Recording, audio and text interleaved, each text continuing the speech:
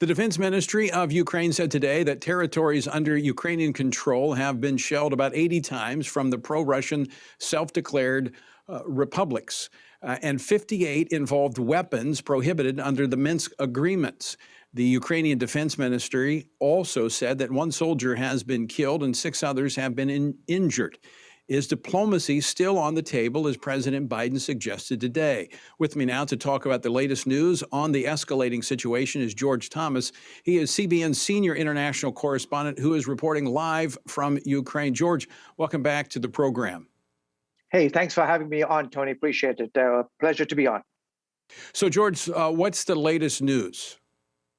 In essence, what we saw the president come out this afternoon at the White House and said that they're going to impose a set of new sanctions on Moscow, specifically going after various members of his inner circle, specifically the director of the FSB, the equivalent of the FBI security service that controls the entire country, and other members of his inner circle.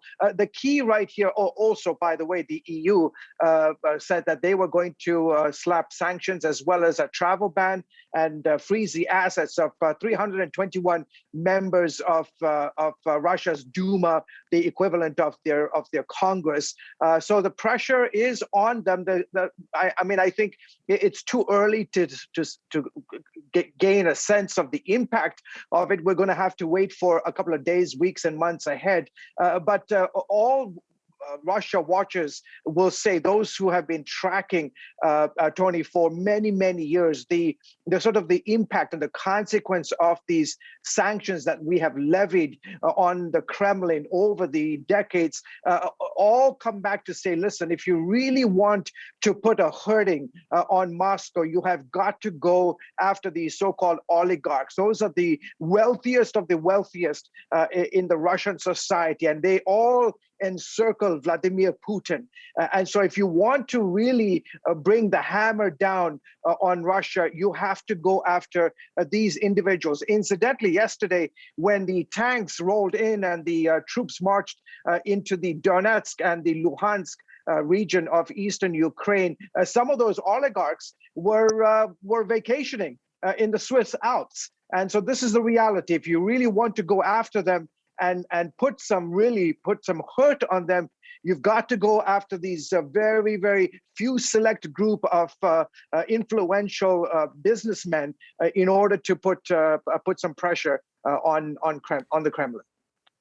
George, what's the sense of the Ukrainians right now with, now you've had the shellings that have taken place, this declaration from Russia that they're recognizing these two areas as in eastern Ukraine as Russian republics. What's the sense there on the ground?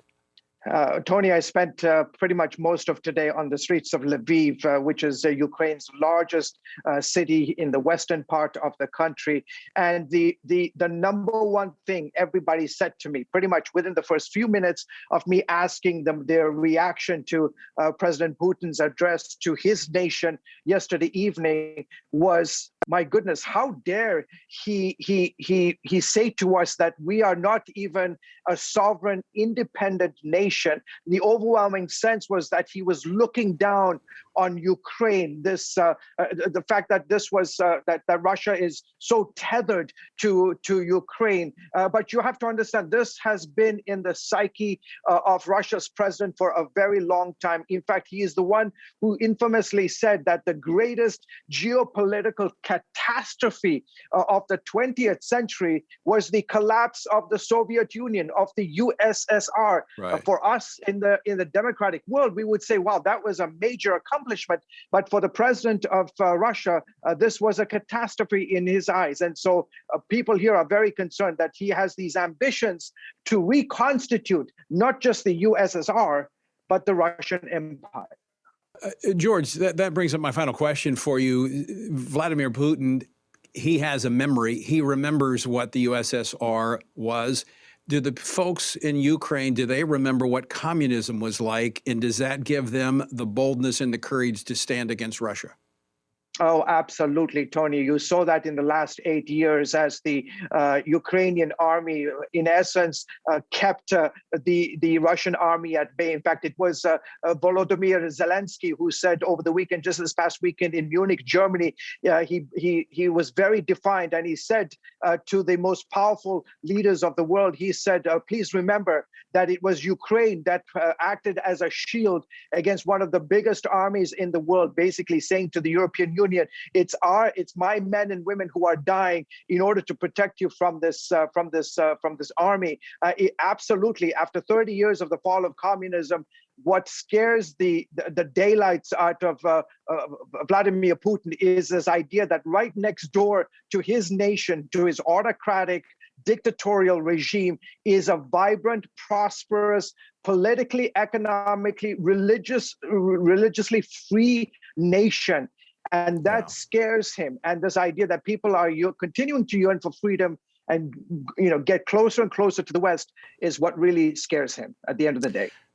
George Thomas, thanks so much for joining us this evening. I appreciate your insights, and I know we'll be following up with you in the days ahead. Pleasure. Thank you for having me on the broadcast. Absolutely.